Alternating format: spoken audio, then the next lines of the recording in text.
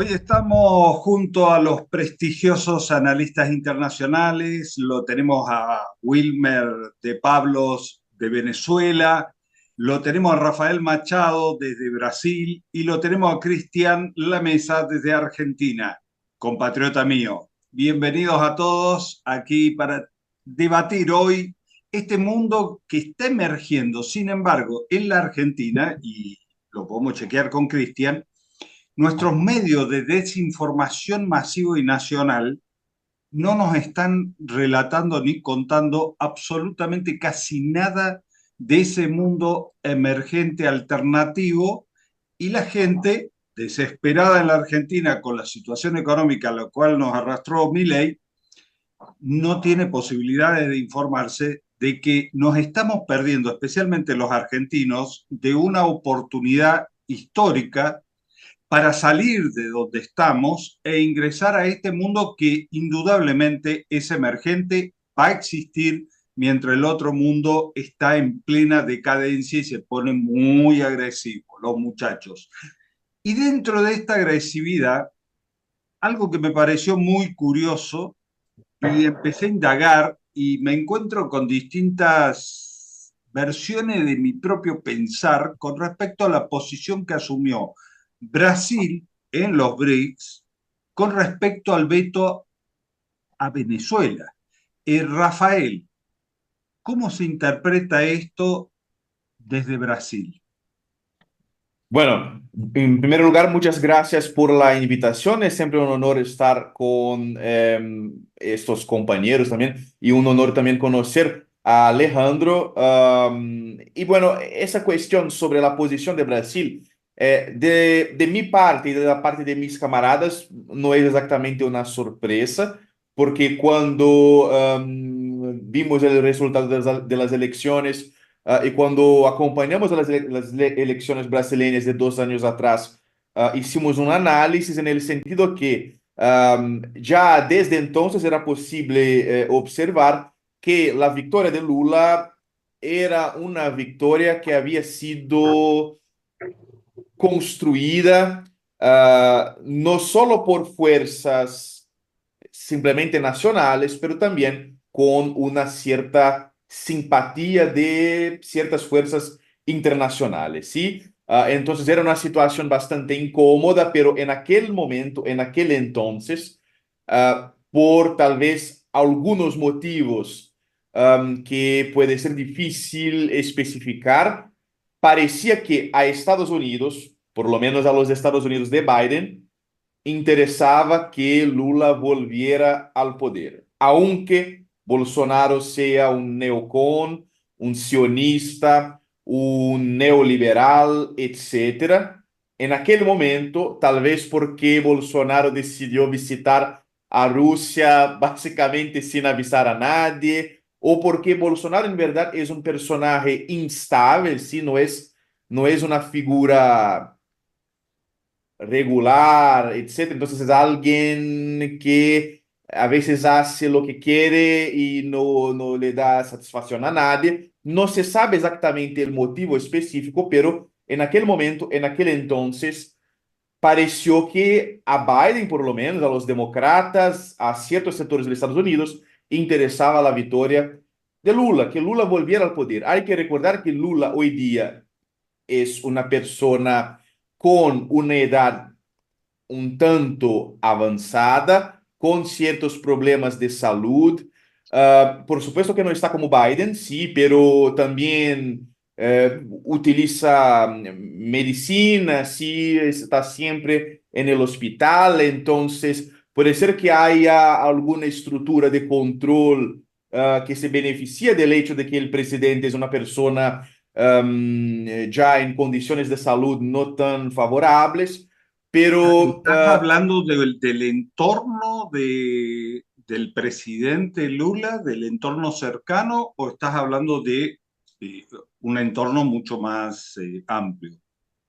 eso hay en varios niveles, porque, por ejemplo, en un nivel más amplio, la alianza construida por Lula para ganar las elecciones era una alianza que iba desde la izquierda liberal hacia a la derecha neoliberal. Entonces, los gobernantes de Brasil de los años 90, aquellos que hicieron todas las privatizaciones de Brasil, que hicieron la privatización de la Vale, de la Compañía Siderúrgica Nacional, de los bancos públicos, los bancos regionales públicos, de la energía eléctrica, etcétera, todos esos presidentes, incluso sus dirigentes del Banco Central, sus ministros de Economía, estuvieron con Lula en esas elecciones, ¿sí?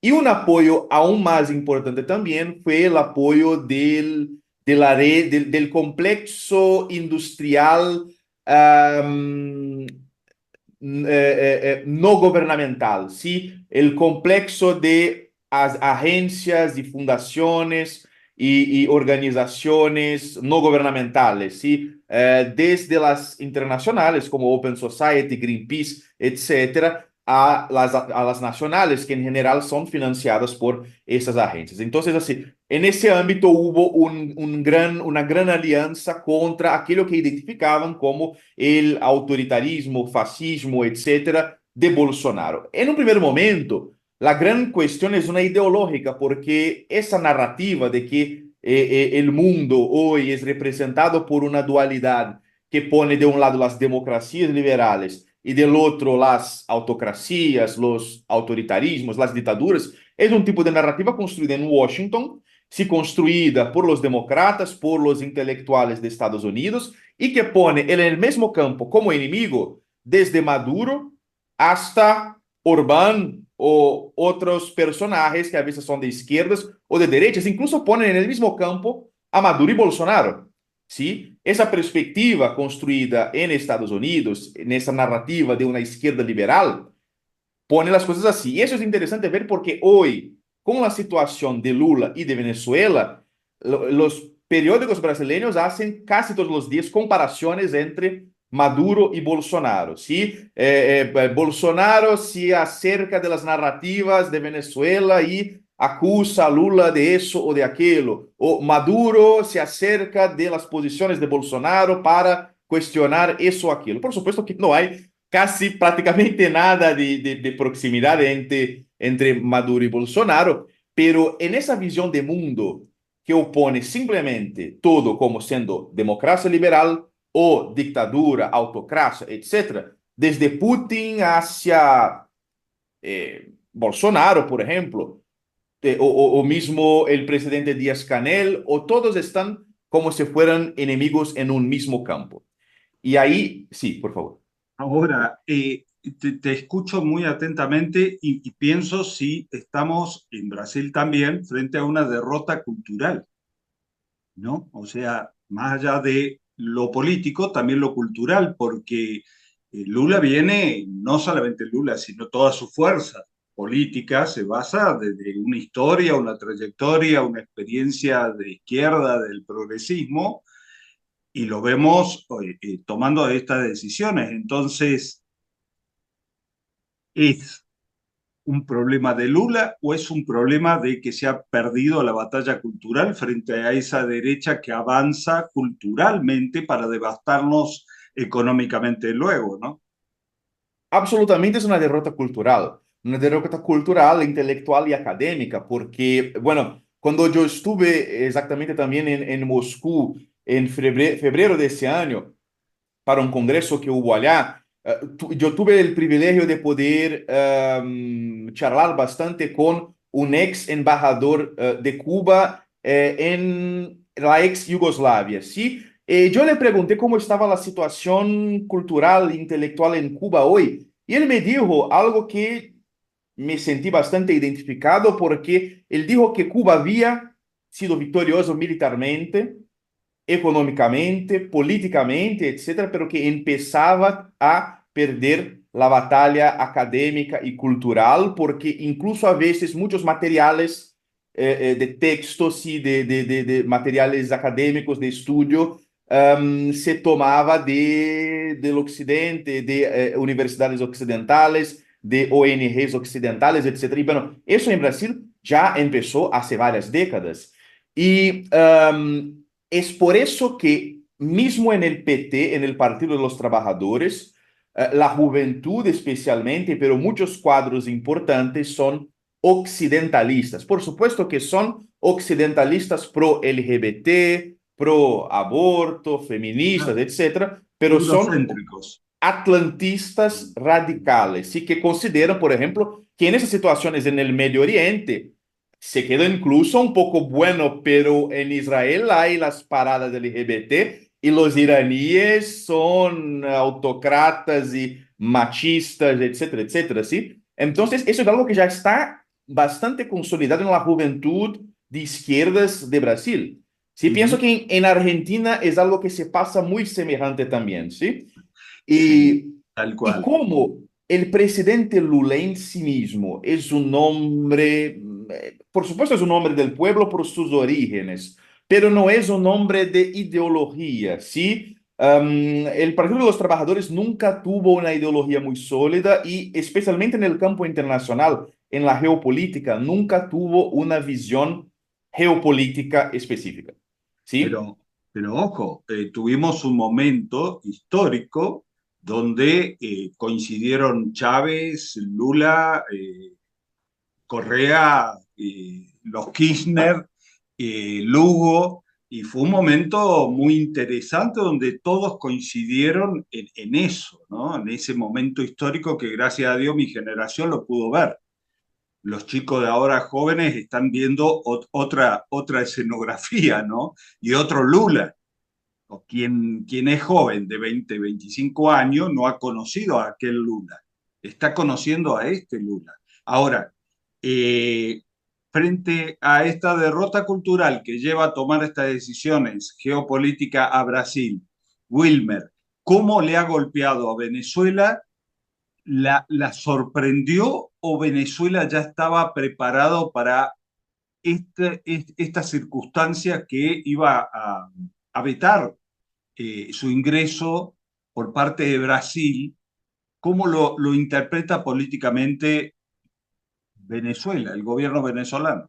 Yo siempre respetuoso, por supuesto, de la opinión de mis compañeros, sobre todo en el área internacional, me aparto del uso del término del veto, porque realmente el veto, y por formación académica, saben que soy abogado, especialista en distintas áreas del derecho, y mi experticia en el área internacional me obliga a ser muy cuidadoso en el manejo de la terminología. El veto requiere de un instrumento y requiere de una institucionalización y realmente en el seno del BRICS no existe la figura del veto. El hecho de que el 10º integrante del BRICS no haya acompañado la membresía para hacer de Venezuela un miembro pleno, en mi opinión, no es un veto. Yo siempre me refiero a ello como un diferimiento, porque distinto es cuando hablamos del veto del Consejo de Seguridad, que se encuentra institucionalizado jurídicamente, etcétera, etcétera. Primero, hacer esa salvedad. Segundo,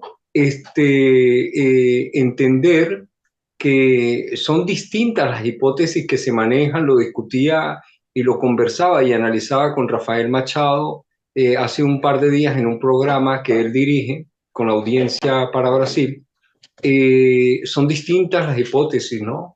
Está, por un lado, hay que analizar como 4 frentes. Cuando se trata de esta actuación hay que visualizar que una cosa es la posición de Lula y de su asesor, Celso Amorín, que por cierto fue declarado persona no grata por el Parlamento venezolano el día de ayer. Eh, Otra cosa distinta es la posición de la delegación, que además la dirige allá en Kazán, la dirigió un bolsonarista muy reconocido que ha metido en cualquier cantidad de problemas en el área internacional al gobierno de Brasil. Pero también hay que entender que la Cancillería de Itamaraty tiene como otro enfoque, ¿no? Y al mismo tiempo hay que visualizar y analizar que, si bien es cierto, las relaciones internacionales son de la vocería del presidente Lula da Silva, el Parlamento también tiene un rol importantísimo, porque por eso es que tiene la competencia de ratificar instrumentos, de validarlos, etcétera, etcétera. Primero, a analizar que hay 4 frentes allí, que que de cierta forma actúan casi que de forma independiente, ¿no? Además, tomar en consideración a los efectos del análisis, que es el propio presidente Nicolás Maduro quien relata el lunes pasado en su programa llamado Con Maduro Más, que lo transmite la televisión venezolana, y que él con mucha seriedad y responsabilidad cuenta que hasta el último minuto, el canciller Vieira le decía, Brasil no va a vetar, entre comillas, a Venezuela. Brasil no va a vetar a Venezuela. Y que una vez que se realizó la consulta y se encontraron en un pasillo, él simplemente volteó la cara, ¿no? Y el presidente se le acercó y le dijo, no, y que no iban a vetar a Venezuela. Entonces, esos son elementos muy importantes para el análisis, porque después nosotros oímos a nuestra vicepresidenta a Venezuela en el área internacional, no la para nadie. Después de la culminación de la 16ª cumbre en Kazán, nuestra vicepresidenta se dirigió a un gigante, a una de las potencias emergentes, la India, y después de ahí se fue a Vietnam, y a una salida de la reunión de Vietnam la interpela un periodista haciéndole la pregunta en relación con Brasil, ¿no? ¿Cuál es su posición? Y ella dice que no existe desde el punto de vista lógico, desde el punto de vista de las relaciones bilaterales, desde el punto de vista de las relaciones multilaterales, una sola causa que permita justificar esta actuación de Brasil. Pero además ella resalta que Brasil violaba su propia carta política, específicamente el artículo 4 de la carta política, al alegar además, porque están llamados a la multipolaridad, están llamados al encuentro, al nuevo mundo, pero además de esto, el argumento que se utiliza, o por lo menos una de las hipótesis que se utiliza para decir por qué el supuesto diferimiento, veto, como lo llaman algunos, de Lula, es que no estaba clara, que no se había reconocido, decía Amorín, después entre sus contradicciones, las recientes elecciones del 28 de julio, violando, por supuesto, la propia Carta de las Naciones Unidas, que prohíbe, ¿sí?, a los países partes el injerencismo, ¿sí?, en el respeto, porque se entiende que el tema de las elecciones es un tema soberano, es un tema interno que debe resolver, y que además resolvieron las instituciones correspondientes, el Consejo Nacional Electoral y luego el Tribunal Supremo de Justicia. Pero lo importante... Eso no justifica la actitud de Brasil en los BRICS. O sea, no presentó las actas, no tiene nada que ver. O sea, acá, hablemos entre nosotros, total, no nos escucha nadie. ¿Qué le pasó a Morín? Recibió un llamado telefónico de, no sé, George Soros o algún amigo de ellos y le dijo, macho, acá me entran adentro de los BRICS y lo implosionan. ¿Cuál fue el tema real que ustedes sospechan? Wilmer, me voy a pasar a Cristian, porque Cristian desde la Argentina, como estamos un poco acostumbrados a que nos manejen desde afuera, entonces tal vez tenga una visión más concreta con qué es lo que le pasó en los pasillos de los BRICS a este muchacho brasilero. Bueno, antes que nada, agradecer la invitación y estar con estos dos gigantes del análisis de la geopolítica. Eh, yo creo que, yo lo decía en un par de intervenciones, a mí me parece que hoy particularmente, pero ya desde hace algún tiempo, creo entender que el presidente Lula da Silva tal vez se siente mucho más compenetrado con Joe Biden que con Vladimir Putin. Creo también que le es más afín y cómoda la agenda del foro de Davos y no los principios rectores de los BRICS. Y creo que en ese sentido ha sido este movimiento. Si se me permite, voy a referenciar un par de situaciones que creo que es interesante traerlas a colación. Una de ellas es trascendente, es importante, porque el 23 de febrero del año pasado, a menos de 2 meses de asumir su tercer mandato, el presidente Lula, da la orden de que en Naciones Unidas Brasil acompaña a los Estados Unidos y al Occidente colectivo en una resolución que condenaba la, entre comillas, invasión de Rusia a Ucrania, en muy duros términos. Y esto llamó la atención poderosamente, porque eso yo lo entiendo en toda regla como una provocación dentro del mismo grupo de los BRICS.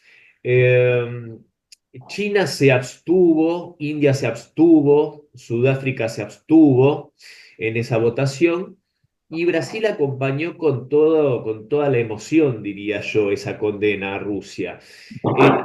Señalar algo que yo entiendo que el foco tal vez lo ponemos en Venezuela por la importancia que tiene este país es un gigante energético, es un país hermano, agobiado en cierta medida por sanciones unilaterales también, pero acá se ha dejado afuera también a Nicaragua, otro país hermano. Son dos países que son socios y aliados estratégicos de Rusia. No es un tema menor. En esa votación a la que hago referencia, Venezuela no participó, si no me equivoco, Wilmer me corregirá, pero tengo entendido que no votó, lo cual no, si hubiese votado, seguramente hubiese votado en el mismo sentido que Nicaragua. Estoy seguro que Nicaragua fue uno de los 5 o 6 países que votaron expresamente en contra de la resolución, tomando una posición sumamente firme y valiente. Entonces, y teniendo en cuenta algo que también me parece interesante, que ahí lo podemos atar a las izquierdas, las derechas, que cada vez es más tenue esa diferenciación y yo creo que más va por soberanistas y globalistas, por mandatarios que defienden el interés de sus pueblos, porque a Víctor Orbán lo buscan demonizar, que es un fascista, que es un reaccionario, que es esto, que es aquello. Es un presidente que trabaja por los intereses del pueblo que lo vota, que es el pueblo húngaro.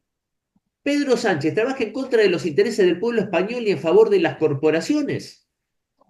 Yo, que me considero comunista, me autorreferencio como un comunista y muy nostálgico de la Unión Soviética, tengo mucho más que ver con el presidente Putin, que es un conservador popular, yo no tengo dudas en darle esa calificación política, que con el mamarracho, permítanseme la expresión, del socialista Sánchez. Entonces acá tenemos que hacer esa diferenciación y lo traigo a colación porque el presidente Bolsonaro, y acá el amigo Rafael me corregirá si me equivoco, se abstuvo en todas las iniciativas de condena a Rusia a partir de la operación militar especial. En la ONU siempre Brasil se abstuvo. Y en un episodio que me parece central, que fue la llamada masacre de Bucha, que no fue ni más ni menos que un montaje de las fuerzas nacionalistas ucranianas en la cual mataron a población civil de esa ciudad. Yo, aparte de mis actividades, también soy fotógrafo profesional, entonces la fotografía la domino en lo que son los detalles que tal vez la mayoría de la gente no ve. Y en las imágenes fotográficas habían cometido tantos errores que daban la evidencia que esas personas habían sido masacradas por haber recibido ayuda humanitaria rusa y por ser los voluntarios que cooperaban en el repartir esa ayuda entre la población de Bucha. Que unos días antes Volodymyr Zelensky había dicho que los que colaborasen con los rusos iban a ser castigados como correspondía con toda la rigurosidad. Entonces, cuando se denuncia este hecho en la ONU, el presidente Bolsonaro, a través de su representante en la ONU, dijo unas palabras que a mí me parecieron magistrales porque dijo que era un hecho muy grave, que no se tenían que hacer acusaciones a la ligera y que lo que correspondía era hacer sin prejuzgamientos previos, hacer una seria investigación internacional que echase luz sobre ese crimen. Entonces, yo creo para cerrar esta intervención y darle lugar a vos, Alejandro, y a los compañeros, creo yo que hoy, desgraciadamente, Lula claramente, y los datos que aportaba Rafael, que siempre detrás de las ONGs está el demonio que reside en Washington y duerme en la Casa Blanca, Bueno, esas ONG nefastas que propiciaron este tercer mandato de Lula, sin duda son los hacedores de toda esta desgracia que, de vuelta, traigo a Víctor Orbán a la charla. Hace pocos días hizo una jugada realmente admirable cuando fue a la capital de Georgia a avalar al primer ministro en unas elecciones que ganó legítimamente y que tratan de impugnar. ¿Por qué? Porque este primer ministro y su partido Sueño Georgiano se oponen, entre otras cosas, a estas ONGs, habiendo promulgado esa ley de agentes extranjeros que es maravillosa y todos los países deberían tenerla, que busca acotar justamente el protagonismo de estas nefastas organizaciones en la política interna de los países. Bien, ahí nos vamos a quedar y vamos a pasar a otro bloque. Yo no sé si Rafael se queda con nosotros un rato más o bien. Eh, Me gustaría hablar, porque creo que soy el único no comunista de esta charla, y me gustaría hablar, bueno, me gustaría hablar en este mundo emergente, alternativo, que a mí me genera una esperanza de salvación mundial de la humanidad misma. ¿Cómo se interpretaría? Y estuvimos hablando de que ya las categorías que veníamos utilizando han quedado en el siglo XX y estamos en el siglo XXI, y por lo tanto esas categorías ya no nos sirven. O por lo menos las categorías que veníamos usando han quedado divididas entre las mismas categorías con diferencia en el norte global que en el sur global. No es lo mismo ser tal vez comunista o socialista en el norte que serlo en el sur. Lo dejo en el debate para saber si hay lugar en este mundo emergente para los nacionalismos. Yo, por ejemplo, me considero un nacionalista. No entro en las categorías si es comunista o como Milei, que dice que todo aquel que no piense como él es zurdo. Yo entro en algo más práctico. Quienes defienden la patria, la nación y los intereses de su patria y quienes no. Punto. Ahí lo difiero. Por eso voy a Venezuela como veedor y como militante y apoyo lo que está haciendo Venezuela, más allá del nombre que le quieran poner a su política. Si son socialistas o no son socialistas, defienden los intereses venezolanos. Pero eso lo dejamos para el próximo bloque. Hay lugar en el nuevo mundo para los nacionalismos. Es hora de nacionalismos con otras características muy diferentes a las del siglo pasado. Próximo bloque, aquí no nos movemos. Yo preparo mate, ustedes no sé qué toman. Ya volvemos.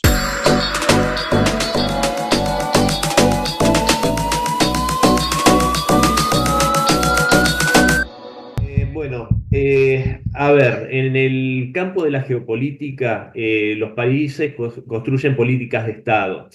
Entonces, lo que hace la Argentina, o sea, la imagen de la Argentina es la que usaron para trapear el piso, no solo Milei, sino también Alberto Fernández, por ejemplo, porque en esto hay que ser honestos. No es que la geopolítica en la Argentina se maneja de forma desprolija por culpa de Milei, de Macri en su momento. Desgraciadamente hay una gran ignorancia en la geopolítica, en lo que es la clase dirigente argentina. Y lo voy a señalar por lo siguiente. Primero, lo que nos atañe, lo de los BRICS. Es realmente algo, pero carente de toda seriedad, que un Estado pide el ingreso a un organismo tan relevante y serio como los BRICS, se le conceda, porque vos imagínense que nosotros perdimos la posibilidad de ser miembros de pleno derecho. O sea, el estatus que se le dio a los 6 invitados que tomaron esa categoría el 1 de enero de este año. Entonces, el Estado pide una invitación, se le concede y el siguiente presidente dice, no, ya no quiero porque mi posición es de alineamiento con Estados Unidos y el Estado de Israel. Como si los BRICS te dijeran, "Ah, no, alejate, no puedes ser más amigo". Ingresó Turquía ahora, segundo ejército más poderoso de la OTAN. Entonces, sinceramente, Alejandro, yo soy pesimista, yo no creo, yo decía que los BRICS no son un bar de pueblo al que uno entra y sale cuando quiere. Entonces, difícilmente cuando en un organismo como este también se espera que seas socio y tal vez que seas incluso aliado, porque no descarto que los BRICS en un futuro tomen un carácter de alianza militar de autodefensa. Entonces, ¿cómo se va a confiar en un país como la Argentina? Desgraciadamente, ¿de qué forma? Yo veo muy difícil que nos vuelvan a invitar. ¿Por qué aparte?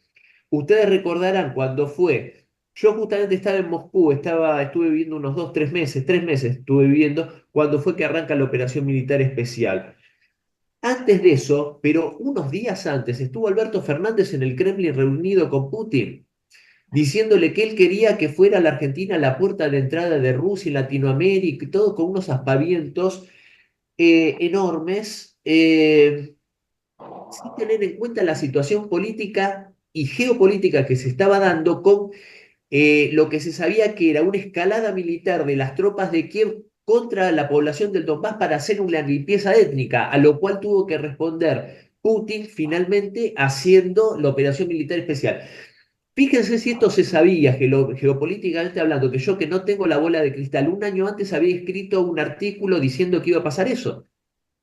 Entonces, Alberto Fernández fue a ofrecer un montón de cosas, arranca la operación militar especial y condena a Rusia y a la invasión de Putin en Ucrania. O sea, ignorante, ¿no conocías la situación para hacerle esas promesas y ofrecimientos a Putin? ¿O fuiste un inepto, o fuiste un inconsciente, o no sabías qué iba a pasar porque eras un inepto y no tenés asesores? Cristina Kirchner hizo un montón de acuerdos de intención con Rusia, los cuales finalmente no terminaron en llevarse a la práctica por las dilaciones del mismo gobierno y la misma administración de Argentina de aquel entonces. El embajador, excelente embajador ruso que tenemos en nuestro país, Dmitry Feoktistov, ha hecho innumerables labores en favor de hacer realidad esos acuerdos que no se terminaron de poner en marcha con Cristina Kirchner, tratando de llevarlos adelante con el gobierno de Macri, porque Rusia entiende que las políticas de Estado siguen, cosa que los argentinos parece que no entendemos, entre ellas una central nuclear en un barco flotante, que es un proyecto que ya lo tiene probado y hecho un montón de veces Rusia, que te permite la posibilidad de en toda la zona costera llevar esa energía donde haga falta. Todo quedó en papel mojado. Entonces, sinceramente, y con esto cierro, Alejandro, Wilmer, yo soy, desgraciadamente para nuestro país, deseo equivocarme, pero creo que si la Argentina empieza a hacer todo bien y a ser muy serio en el campo de la geopolítica, tal vez en algunas décadas consigamos que el mundo nos vuelva a ver como socios confiables, como socios confiables. Wilmer, querido, lamentablemente, y sumándome al pesimismo eh, tan realista de acá del compañero Cristian, creo que eso nos lleva a que no esperen los venezolanos mucha solidaridad en los próximos años por venir de la Argentina, sumándome al pesimismo que coincido con acá con el compañero Cristian. Mira, nosotros los venezolanos estamos llenos de optimismo. Optimismo porque fíjate la situación que se presenta en Kazán. Y de inmediato el presidente se dirige a Argelia, una potencia importantísima en materia energética, pero la vicepresidenta se dirige a una potencia emergente, la India, y después se desplaza a Vietnam y hoy se encuentra en Argelia. Al mismo tiempo, vemos a nuestro embajador ante Naciones Unidas acompañando la resolución, por supuesto, del el infame bloqueo contra el hermano pueblo de Cuba. Y por el otro lado vemos al canciller en la COP16 en Colombia, es decir, a Venezuela no la paran en el ámbito internacional y mucho menos en la actuación de la jugada geopolítica del nuevo mundo multipolar, porque su propia naturaleza, su propia historia, su propia doctrina, la doctrina bolivariana de paz, su propio andar de estos 25 años de revolución nos conectaron con el resto del mundo y Venezuela está en las jugadas como actor de primer nivel, sentado allí al frente, y acabamos de ver en el foro de energía que se realizó en Moscú a la presidenta, a la vicepresidenta de nuestro país, la doctora Delcy Rodríguez, sentada allí en el foro de energía mundial. Eso tiene que tener una lectura a los ojos de todos. ¿Tú crees que el presidente Vladimir Putin, el presidente Xi Jinping y el primer ministro Modi, Narendra Modi, no tomaron nota de esta jugada de Brasil respondiendo como el caballo de Troya, ¿sí?, dentro del BRICS a los intereses del hegemón norteamericano? Por supuesto que tomaron nota de esto y esto va a tener sus consecuencias. Y vemos la primera lectura que sucedió esta semana cuando el propio presidente Vladimir Putin desagenda su visita a Brasil en el marco del G20. Entonces, Venezuela, su pueblo, consciente, libre, independiente y soberano, sus instituciones cada vez más sólidas, sus fuerzas armadas con doctrina bolivariana que acompañan al pueblo y defienden la soberanía, su presidente, el líder, el hombre formado por el propio presidente Vladimir Putin, nada más y nada menos que su canciller durante 7 años. Imagínense la formación que tiene el presidente Nicolás Maduro en el relacionamiento internacional. Mira, Venezuela está en el paso más importante de la revolución. La revolución política la hizo Chávez cuando nos conectó con el resto del mundo y cuando hizo al pueblo partícipe y protagonista de todas las políticas públicas de las que habla Cristian, haciendo una reflexión de la continuidad administrativa que se debe en todos los gobiernos. Pero además de eso, Chávez hizo la revolución social cuando logra en el 2013, ¿no?, antes del 2013, llevar los indicadores de las metas del milenio impuestas con la intención de mostrar en salud, en educación, en recreación, en pensiones, todo lo que mostramos. Y es cuando esto trae como consecuencia el infame decreto del 2015 de Barack Hussein Obama, cuando ven que Venezuela es para ellos una amenaza inusual y extraordinaria. ¿Por qué? Porque Venezuela representa una ventana que muestra al mundo que otro mundo desde el punto de vista económico, financiero, en beneficio de los pueblos es posible solamente con estos indicadores. Ah, pero ¿qué hizo Barack Obama? Dejó sentado el decreto para que luego Trump lanzara todas estas medidas coercitivas unilaterales, financiar a través de la USAID, de las ONG que estaban en el país, la intentona de golpe, las guarimbas que buscaban una revolución de color, es decir, una guerra civil a lo interno, para ellos tomar control de esto. Mire, el pueblo de Venezuela el 28 de julio derrotó al imperio norteamericano una vez más, porque al impedir que llegara la ultraderecha planteada con su candidato Edmundo González Urrutia, golpeó en lo más profundo al imperio norteamericano, porque no logró desestabilizar al país, porque estamos en paz, este país está funcionando, está dinámico, el pueblo está en las calles, la gente está estudiando, trabajando, nuestro gobierno activo a nivel nacional y a nivel internacional. Pero además de esto, lo que para ellos es, como decía mi amigo Ramón Pedregal, la victoria táctica no es la victoria estratégica, ¿sí? El presidente Nicolás Maduro nos tiene acostumbrados a grandes sorpresas y siempre nos dice calma y cordura, y esa calma y cordura nos hace a nosotros más optimistas frente a una realidad que es insoslayable, que nadie va a poder afectar, y es el gran paso que le corresponde al presidente Nicolás Maduro después de la revolución política y social, que es la revolución en lo económico, porque no hay revolución posible sin la revolución económica, y ese es el paso en el que estamos acompañando al presidente Nicolás Maduro, pese al diferimiento del ingreso de Venezuela como miembro pleno del BRICS. Y si no, pregúntese por qué todas esas compañías de todos esos países miembros del BRICS se encuentran hoy en Venezuela desarrollando industria, transferencia de tecnología y conocimiento. Ese es el verdadero objetivo realmente de lo que nosotros creemos que es el paso histórico que tenemos que dar, que es el paso hacia la revolución económica. Nadie impedirá que Venezuela ocupe el lugar que la historia, que la fuerza de este pueblo y que el presidente Chávez visualizó.